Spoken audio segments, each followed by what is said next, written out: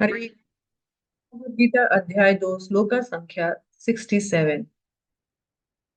इंद्रियाणाम हि चरन्ताम यन्मनो अनुविधीयते तस्याहरन्ति प्रज्ञा वायु नावम इमं अंवसी। जिस प्रकार पानी में तैरती नाव को प्रचंड वायु दूर बाहर ले जाती है, उसी प्रकार विचरणशील इंद्रियों को में से कोई एक जिस पर मन निरंतर लगा रहता है, मनुष्य की बुद्धि को हर लेती है।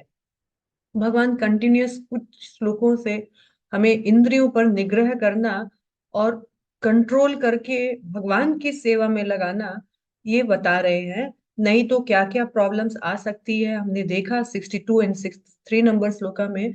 अभी भगवान बोल रहे हैं कि इन इंद्रियों में से यदि कोई भी एक इंद्रिय सेंस अगर कंट्रोल नहीं है, तो वो एक अनकंट्रोल सेंस भी हमारा पतन का कारण हो सकती है।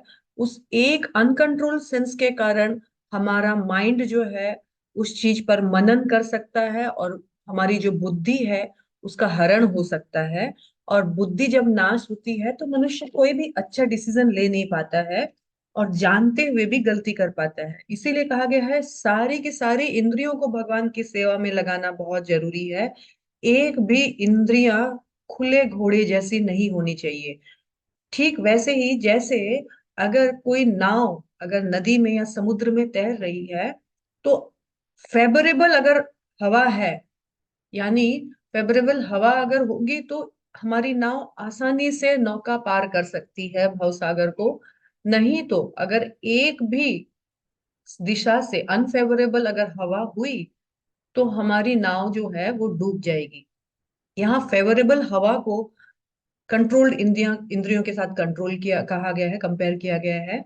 अगर हमारी इंद्रियां अगर फेवरेबल है तो ये एक वैसी हवा है जो नाव को पार लगा देगी।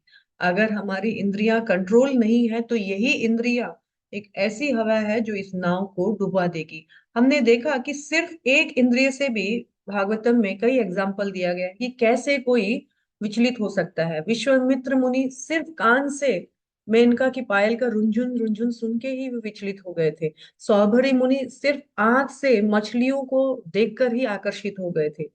एक हिरण जो है शिकारी का जो मधुर कुछ संगीत का ध्वनि से ही हिरण जो है पकड़ा जा सकता है। मछली केवल टेस्ट करने के लालच से ही पकड़ी जा सकती है। वैसे ही हाथी सिर्फ हथिनी के साथ संग करने के लिए ही वो स्पर्श इंद्रियों के द्वारा पकड़ा जा सकता है। इसीलिए इंद्रियों का कंट्रोल होना, सबकी सब इंद्रियां भगवान की सेवा में ऋषिकेण ऋषिकेश सेवया अगर हो जाए, इंद्रियां अगर इंद्रियों के स्वामी के कंट्रोल में आ जाए, सेवा में आ जाए, तो हम जरूर इस भव बंधन को पार कर सकते हैं। हरे